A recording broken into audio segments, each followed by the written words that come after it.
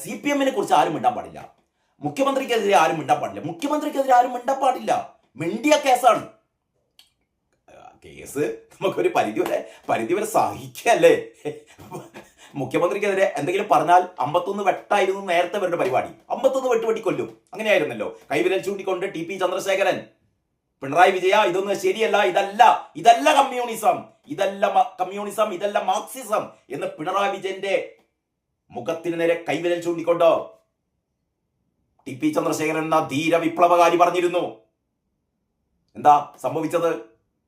അവന്റെ തല പൂക്കുല പോലെ റോഡിൽ എന്താ പറയാ ചിതറിപ്പിക്കും. അവന്റെ തലച്ചോറ് പൂക്കുല പോലെ റോഡിൽ ചിതറിപ്പിക്കും എന്ന് പ്രസംഗിച്ച് നടന്ന നേതാക്കന്മാർ. അത് തന്നെ സംഭവിച്ചു.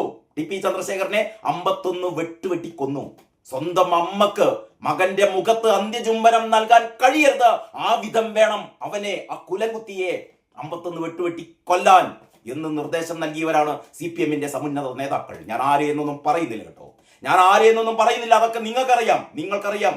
മരിച്ചു കഴിഞ്ഞിട്ടും TP ചന്ദ്രശേഖരനെ അവൻ അയാൾ കുലംകുത്തി തന്നെ എന്ന് വിളിച്ച നൃശംസനാണ് പിണറായി വിജയൻ, അല്ലേ?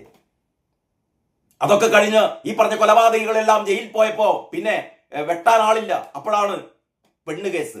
പെണ്ണുങ്ങൾ എങ്ങനെ ഇറക്കുകയാണ്.